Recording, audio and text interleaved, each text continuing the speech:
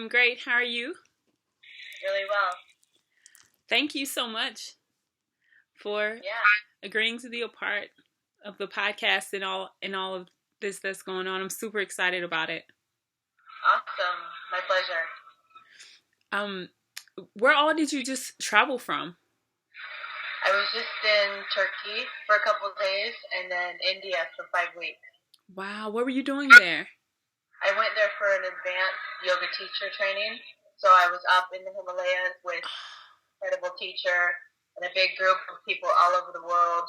And we were just studying the wisdom of yoga. Oh, I bet that was amazing. It was life changing, mind blowing, soul blowing, everything. Jeez. Was it Yeah. hard to come back from? No, it was coming back. It was really beautiful. It Mm-hmm. felt just like I was seeing everything with new eyes. Mm, So things that maybe I didn't notice before, now I noticed them. really? So I just have experienced my awareness being larger. So coming Okay. back was just really beautiful. I was just filled with an immense gratitude.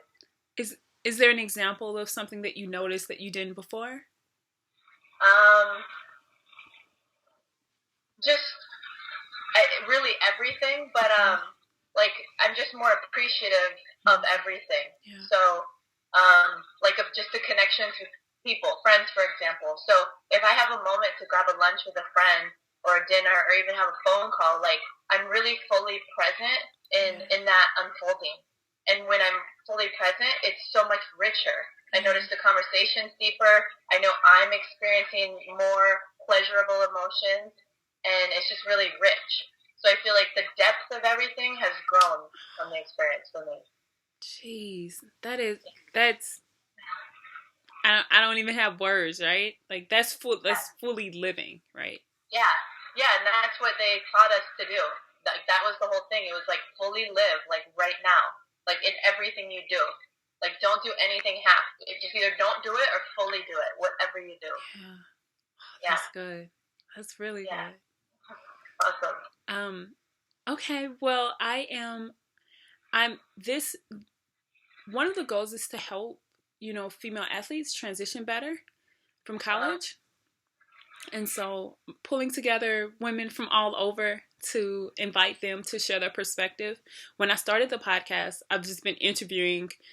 I started with interviewing men and women, went to the final four and was like, this is crazy. I need to provide a platform for women to share Yeah. their experiences. And so everything kind of connected to this moment of wanting as many women to share their perspectives. And then it'll all be put in a book for current athletes. Okay, great. So, how would you like to be introduced? Um,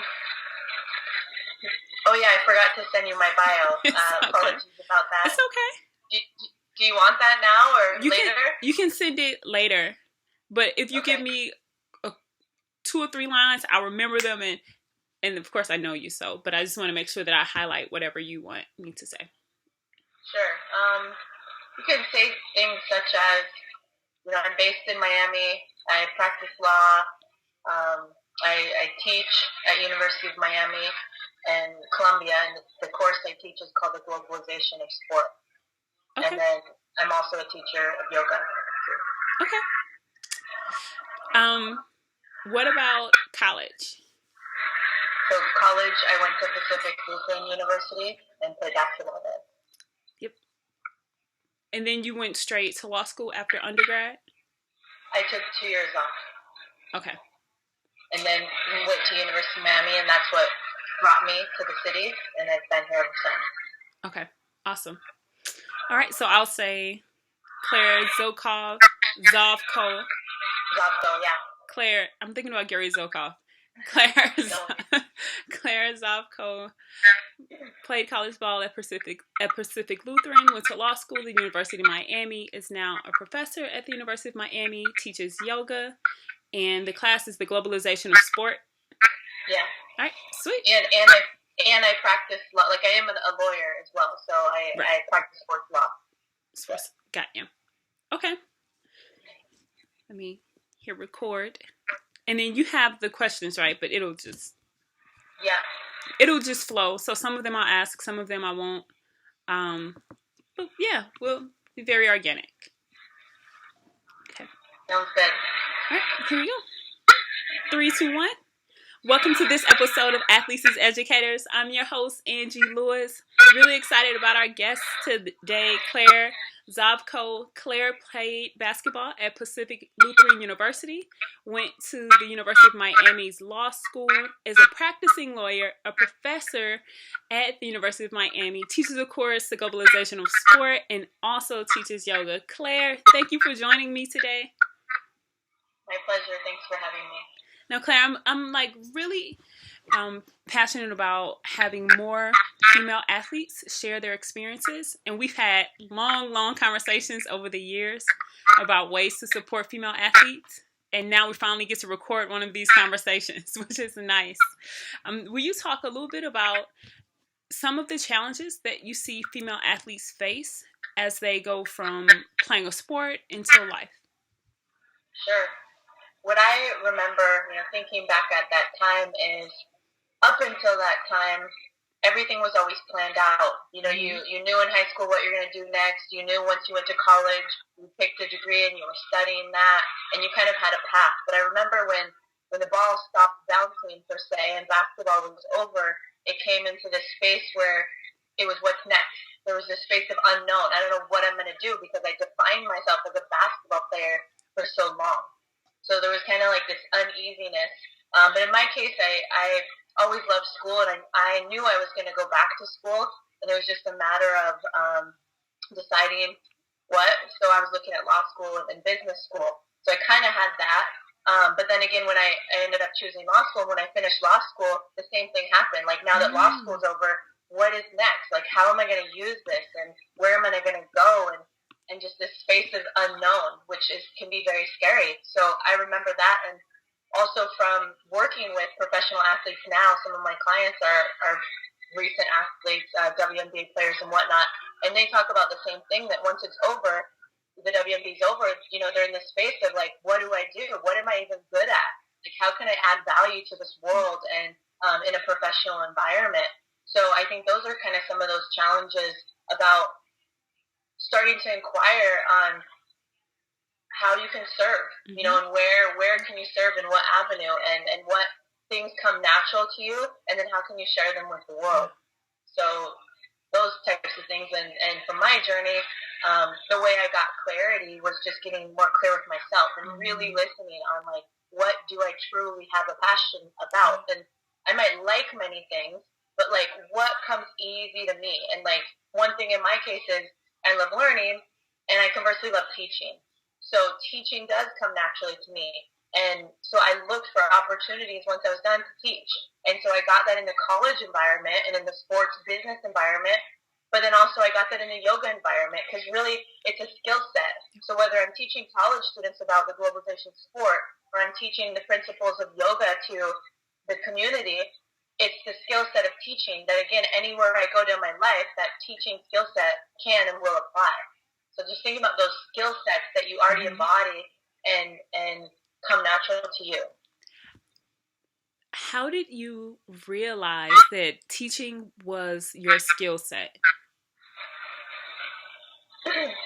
So I didn't at first, probably, but it was from some conversations with people, and then I kind of looked back on my life. Yeah. So my mother is a teacher, and I had this small, limited view that when I say teacher, I mean like elementary school teacher. Right. And since she was that, for some reason I had this resistance and said, that's not what I want to be. I don't want to be a teacher because it somehow reminded me of that, and I didn't see myself as an elementary school teacher. But I just had such a limited view, and until like my eyes got open, I didn't realize teaching means millions of things. It's this really broad definition. But my mom pointed out to me, she's like, Claire, look, do you realize that you've been tutoring your friends like your whole life? Like, because, math came easy for me, but not for others. So I love having a problem, and if someone doesn't understand it, I put it on me that it's my lack of communication if I can't explain in a new way to help someone understand something I understand. So, that's the challenge I like. And so that's why I would tutor or support or help my friends, because I wanted to show them that math can be easy, but we just have to communicate it in a way that speaks to that particular student or person. And so my mom like brought that up. She's like, you've basically been teaching people your whole life. And so it kind of hit me. I said, yeah, that's right. Yeah. So not that I was ever in a professor-student environment up until the point I actually was, but I look back on the things I've done, and I've been teaching my whole life. Claire, you bring up such a good point. Usually we can't even see it, like our gifts and talents, because we're just being who we are naturally, and it takes other people. Mamas are pretty good at this stuff. I think they know us really well, but sometimes it takes us reflecting and thinking about other people who've helped us out. I mean, other people who know us well to show us who we are. Yeah. The reflection process is really important. Tell me also about in undergrad, what did you major in and why? Sure. So back when I was at Pacific Lutheran, I studied business administration. Okay. And my reason in choosing that was at that time when I was 18 years old, I really didn't know what I wanted to do. And I didn't know what the future held because my focus was just pretty much on basketball at that point. So what I did was I looked at what degree would give me the most options available and prepare me for life. I'm sorry. I'm sorry, Claire. Can you hold on 1 second? I'm sorry. Yes? No.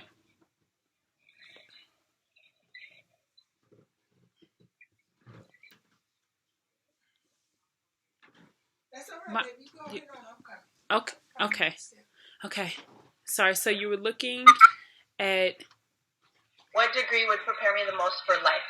So since I'm not drawn to a specific path as an 18-year-old when I have to choose, I said, let me pick a path that's just going to open a lot of doors. And that's why I chose business administration, because I realized whether I work for a business or maybe one day have my own business, these are, again, tangible, valuable skills that are going to help me in life no matter what. I love that you had a thought process with your major.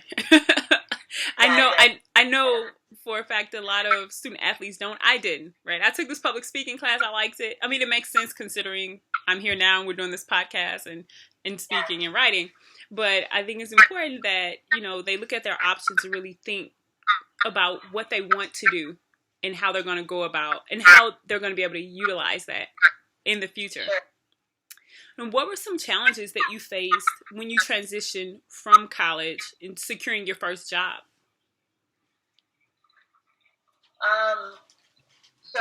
So in between undergrad and law school, I took 2 years off. And what I did is I saw that basketball and sports were coming to an end, and I did need to transition into the professional world. I still had this desire to be involved in sport because it did provide this environment that I feel like created and the foundation of who I am today. Mm-hmm. So I kind of couldn't let it go right away. So what I did, even when I was in school, my last couple of years before it was over, I started volunteering and working with the Seattle Sonics and Seattle Reign at that time. So the NBA teams that were in NBA team and then the ABL team that was in Seattle at that time before the Seattle Storm came. So I just got involved. I just wanted to be there and get involved. And then it kind of progressed. So I started out passing out bobbleheads at the door. Mm-hmm. I started out doing timeout promotions, just anything to be there. And it continued to grow. I continued to meet people in the organization. So when I finished school, I was able to take a more prominent role with the team and work in guest relations and get in the office a little bit.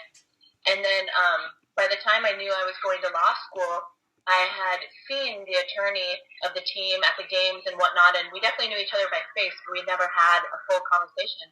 So I intentionally went out of my way to have a sit down with him and have an informational interview before I left and just plant the seed that, hey, now he knows who I am and I'm going to law school and I'm interested in kind of keeping in contact with you. And, I learned about his daily responsibilities and kind of started to bridge that relationship. And then so when I went to law school, I continued to keep in touch with him, periodically. And fast forward, that ended up being my internship between my second and third year of law school. I started to work for the Seattle Sonics within legal and basketball operations. And when I graduated law school, that ended up being my job.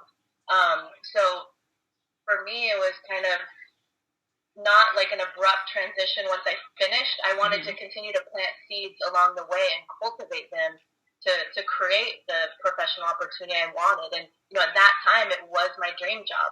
So it wasn't work or it wasn't a stress. It was fun, enlightening. I was learning every single day in the sport I love and the professional side.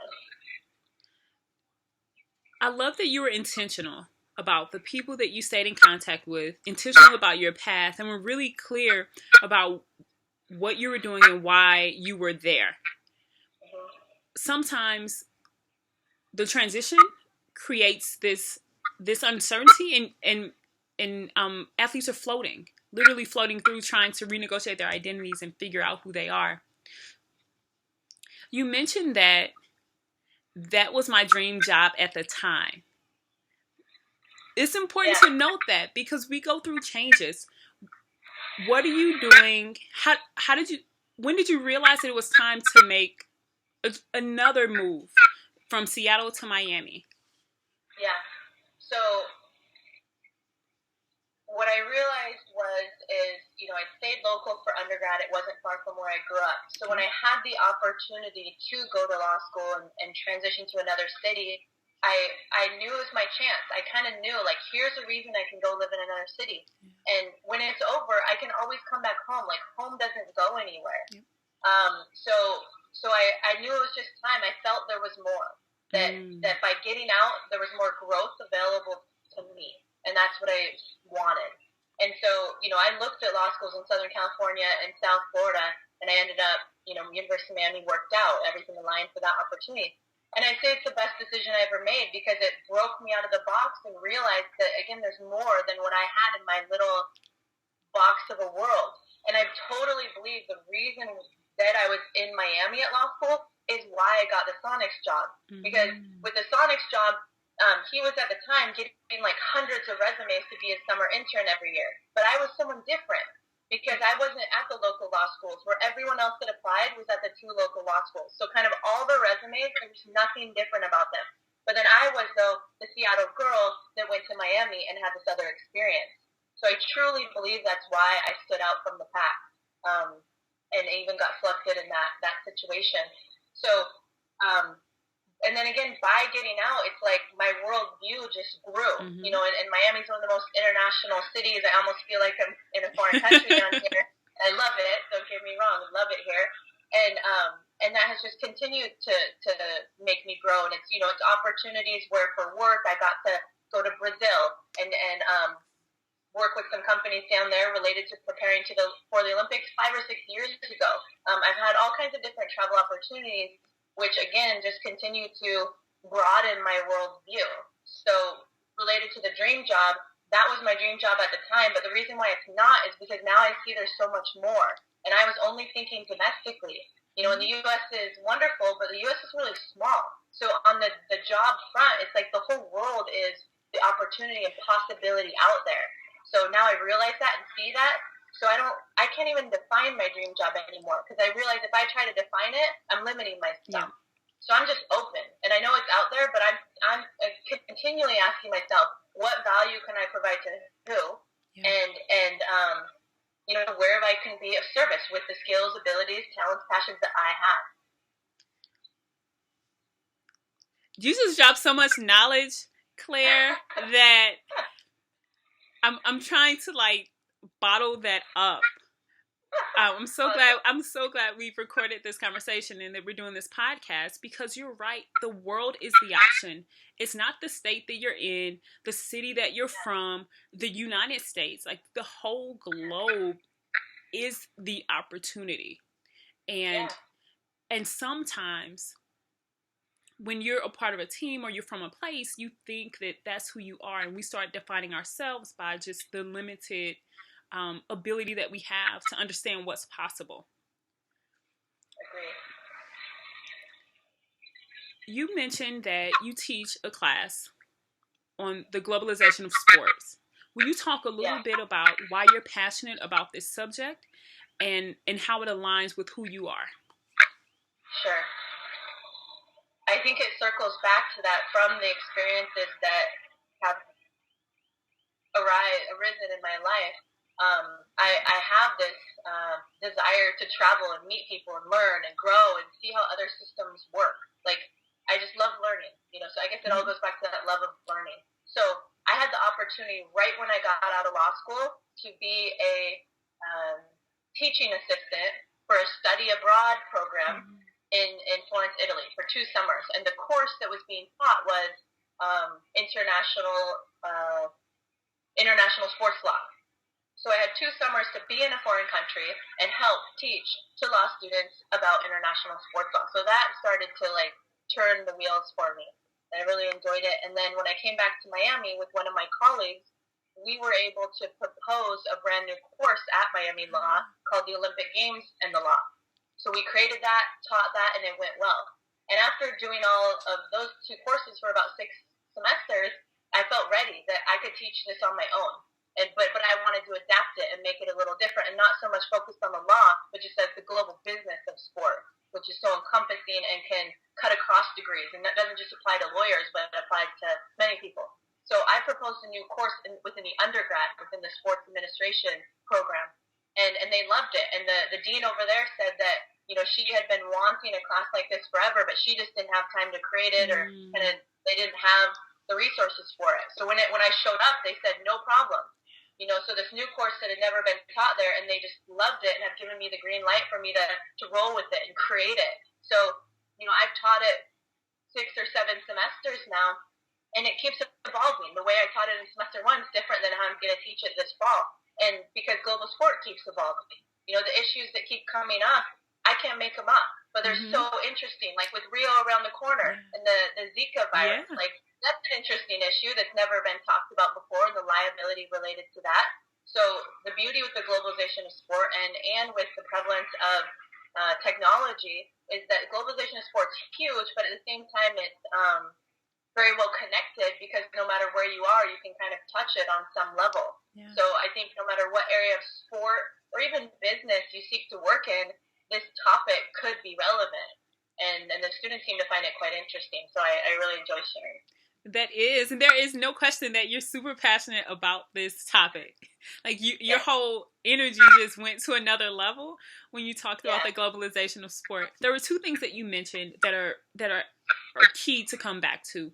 One, you talked about alignment and how your passion and opportunities begin to align and things open up for you.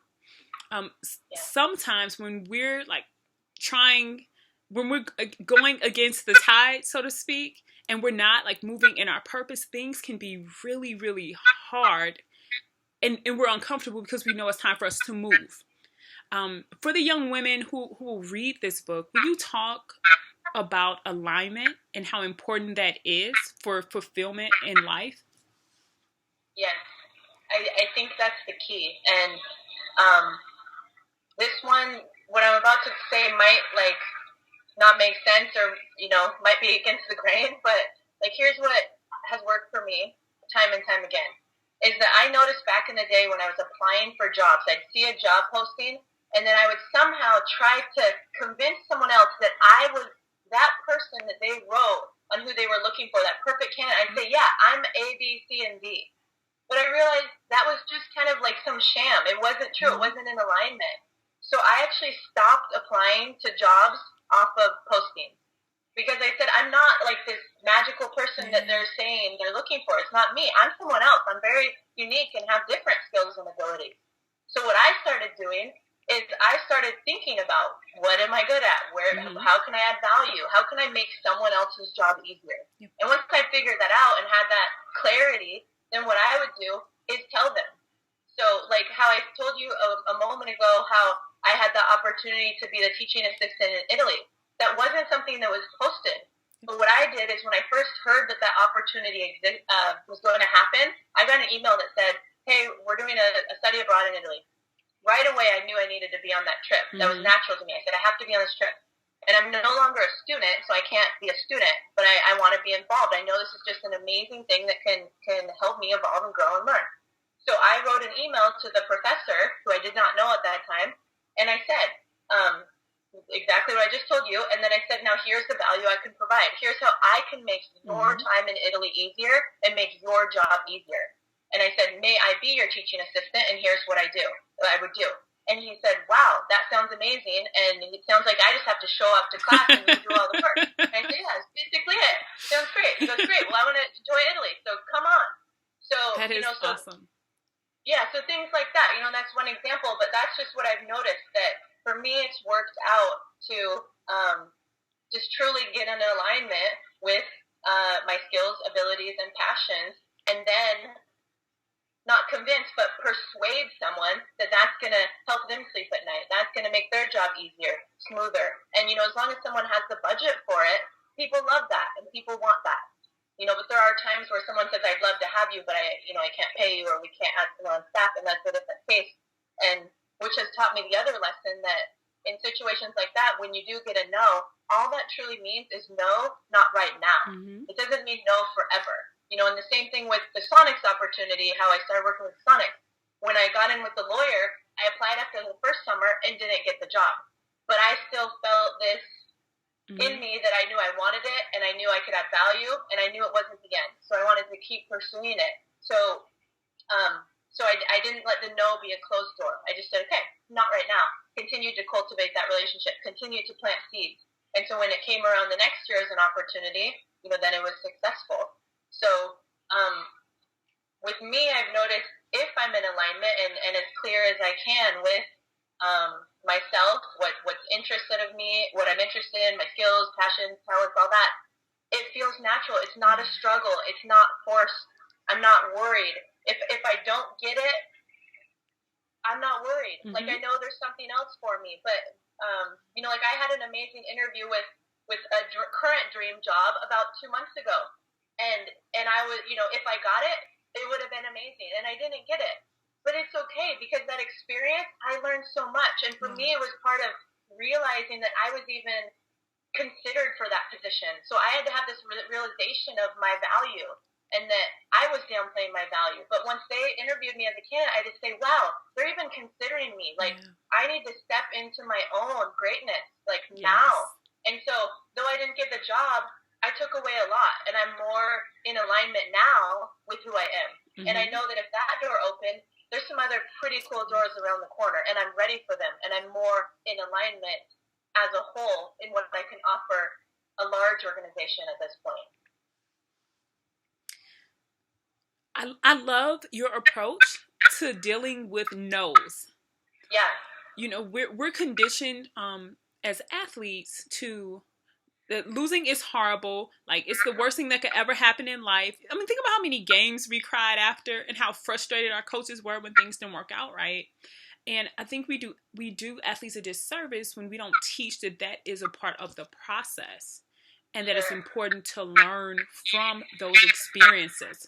Will you talk a little bit about how you're using what you learned from playing ball over the years in your daily life? Sure. One of the biggest lessons I had to learn through sport and in high school and in college was realizing what was on my shirt, the school, the team, and realizing that I was a part of that. And being a part of that meant not only on the court when things are going well, but it also meant when things weren't going well on the court, and it also meant off the court, when I wasn't even at practice, when I wasn't even at school, when I was making other decisions. They weren't just impacting me. They were impacting something much larger. So it was a lesson I had to kind of learn the hard way in high school and college, of who I'm representing. And that as part of a team, which applies later in life as part of a team, you're in the work environment or as part of your company, you're representing something larger. So just having that mindfulness that it's not all about you, or not all about me, or all about, the person, that being aware of who your client is, being aware of who you're working with or working for, and having that broader view that everything you do and say and the actions you take don't just impact you, they're impacting many people. So I use that constantly, especially if there's a conflict, whether it's within my work or it's with someone outside of the work, I I take some time to pause and think about that. Like, who am I representing, and how can I speak in the interest of who I'm representing, not in the interest of Claire, but how can I best represent whoever I'm representing? And as a lawyer, I'm representing people all the time. So it's an important question, and it's something that's important to be very clear on. So that's a huge one for me that I go back to all the time. Knowing that our words have power, our actions have power, our energy matters, how you handle conflict is important. And a lot of the young women ask about that. How do you deal with a situation at work? And I think you answered it beautifully. In addition, some of them wanted to know, how do professionals de-stress? I know you're avid at yoga, and you just came back from 5 weeks in India. Will you talk a little bit about that experience and why yoga is such a key part of who you are? Sure. Yeah, the time in India was quite incredible. I'd say what I've learned through the yoga journey, and the other interesting thing about yoga is I started yoga right after basketball finished. And if I would have been doing yoga when I was an athlete, it would have been a whole different ballgame. And I realize now how disconnected I was from the feelings in my body, that I didn't see the connection. Lord. And I felt that we were taught through sport to be very strong. Yep. Be strong, hit the gym, get stronger, get faster. I felt like there was a gap missing in terms of it's important to get strong, and it's also very important and critical to have the matching flexibility to your strength. Yes. And so, now through yoga, I've learned that, I've felt that, I've experienced that. And now when I just go play around for fun and go play a pickup game, I feel amazing. The way I move on the court feels so fluid. And it's because, I've created more of this balance internally within my body through the yoga. So for me, now I've been practicing yoga 12 or 13 years, and, the journey keeps going deeper and deeper. And so I'd say where I'm at now is I'm at a place where I use yoga and a daily meditation practice to be preventative in the stress. So that's good.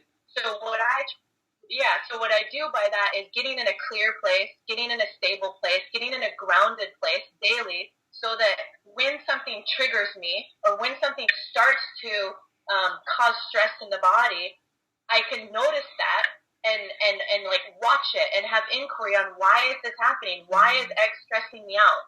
And once I realize why X, Y, or Z is stressing me out, I go back even deeper. Like, what's that all about? What is that attached to? Where's that coming from? And like the thing is, once you get to the root, you can move through it. You can transcend it. You can get past it. So those same things that triggered me a year ago no longer trigger me. So I'm having less stress in my body now than a year ago, because I'm trying to consciously be preventative of having stress in my life. So for me, it's not I work hard and then I de-stress. It's there's no separateness. So it's showing up from a connected place, realizing when stress is occurring, and deciding to let that be a part of me or not let that be a part of me. That's so good. No, you're right on point. And everyone that I've talked to, no one has mentioned being preventative with stress. It's like preventative with any other disease or situation. It's how do I create the environment that doesn't allow for this to be a part of who I am. And exactly. That's extremely important. And once you get to the root of it, and like you find really like some root of something that's causing you stress, it's really amazing that as you clear that out, like things just open up. Like they truly open up. So yeah, that's where I'm at, that I'm just all about having less stress in my life than needing to de-stress from it later. That's extremely healthy, right? Because typically what people do to de-stress is take on some unhealthy behaviors, whether it's overeating, undereating, alcohol, drugs. Like there's a whole plethora of things that impact our health that are causes of stress. Sure. In addition to being at a centered place and being preventative with stress, what would you say are some key skills to have for young women coming from college into the workforce? Good question.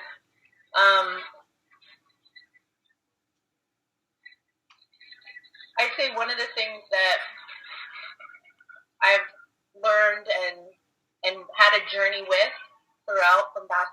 until now is communication and realizing the power of my voice when it's clear. Yep. And being confident in that, being confident that as a woman, I do have a voice, I have a valuable opinion, and I can add value. So, as, like, I wish, you know, if I'm talking to my old self, I wish back then I would have been more confident in the things I wanted to say, but also more clear in the things I wanted to say, and not afraid to say something different, or not afraid to say something against the grain, you know. And that's what I think is beautiful in our world, and as a woman, is that we do look at things differently, you know, maybe from a more motherly, nurturing, loving perspective. And that's what businesses need, you know, that if it's just 10 men in a room and they're making all the decisions, they're only looking at 50% of the picture. So as a woman, we provide this incredible other view that we can share and add value to whatever environment we're in. So I would say the value and ability to communicate powerfully, but yet gracefully, and respectfully. How does someone cultivate that skill? I agree. It is important. Powerful, graceful, and respectful combined. Yeah, wow. I know. How does that happen? Like the triple threat. Right. So it's a challenge, and I'd say for me, you know, it's a matter of trial and error. But knowing that the loudest voice in the room isn't the most powerful. Right. You know, it's people that can whisper and everyone's like totally locked in and focused on them. They have power. So, you know, what I've learned too is that our presence is the most strong, one of the most strongest things we have. Is that when we walk in a room, we actually don't need to speak, but there's a presence that's either felt when you walk in or not. So how do you cultivate that? From my experience, it has worked for me, and you know, the people that I've been around, is getting in your stillness. Is you have to get still. That if we're always going a million miles an hour, there's no clarity. You know, think about like a snow globe. If you shake it up, it's all crazy. You can't even see what's inside. There's just stuff going everywhere. Well, that's us when we're going a million miles an hour. But then when you pause, when you let the snow globe be still, and you set it on the table, all that stuff goes away, and now you have the Taj Mahal, or you have like whatever's on the inside, and it's completely beautiful. So like that's the same thing with us. We have to stop. We have to pause. We have to breathe. And in that, we start to feel our own presence. When we walk in a room, we have to stop. We have to pause. We have to breathe. You know? So that's what I found. And the more I'm connected to my presence, my being, not my doingness, but my being, who I am, then the communication flows easier. But if I'm trying to think, if I'm all up here and I'm thinking, here's what I got to say, here's how I need to respond, I'm all here. So that's not going to be clear. That's going to be all crazy. But when I can have a connection from the heart to the throat and say, that's going to be clear. And that comes from stilling yourself, calming down. Be still. Stop, pause, and breathe. Yes. I love it. We need a t-shirt that says stop, pause, and breathe. That stillness and that clarity is not often talked about. Definitely not in competitive sports. You never stop. You don't sleep. You sleep when you die. Sleep is for suckers. Go hard or go home. You know, like it's so counter to the discourse that we're exposed to and that we're socialized in, that it takes some serious increased level of consciousness to create a shift, especially among athletes. Yeah, I agree. How do we teach young women to do that? Probably starting with awareness that, you know, just how I talked about when I was playing, no one even told me flexibility was important. And people said, like, you got to be mentally tough, but I'm not sure if I was really taught how to do that. You know, so now I think, though, with the prevalence of these different mindfulness techniques, where you are being mindful of your breath, what you're experiencing, what you're feeling, etc. That's helping. So I think just awareness and, education that, hey, this can benefit. And if you look at top athletes of our time, a Michael Jordan, a LeBron James, they get still. They pause. They do yoga. They meditate. And like that's what, when you have that ability where you can go from being totally intense to needing to pause and just being calm and connected, if that's what calls, that's how you can go back and forth between getting in the zone and whatever else you're doing. You can get into that zone a lot quicker when you have that ability to focus, calm down, pause, stop, breathe. So somehow, if it could be relayed to athletes that this is a benefit, because I think a lot of people, like you're speaking to, alluding to, is, okay, I don't have time to stop. I got too much to do. I got to get in 5,000 shots, and I got to do this, and got to do that. But if, and maybe only experience can show this, but it's like, if you don't have time to pause, you need to pause twice. Right. Like, I think you really need to pause if you don't have time to pause. So, that kind of awareness. Claire, thank you so much for all of your insight, all of your wisdom, for the reminders to stop, pause, and breathe. I'm really thankful that you had the time to share your experiences, because I know that it's very different than a lot of what young women are going to hear and read about and are exposed to. If people want to learn more about you, if they want to connect with you, how can they reach you? Sure. I'm publicly on Twitter and pretty active on there. So it's just my name, Zovko, is my handle. So you can find me on Twitter. And also I'm available through email. If anyone had any further follow-up questions, feel free to email me. No problem. Perfect. Thank you so much, Claire. I look forward to working with you in the future. We've been talking for years about doing like a retreat. I think now is the time. Now is the time. We took a spot and we make it happen for young female athletes. So I'm going to follow up with you afterwards about this and come up with a game plan.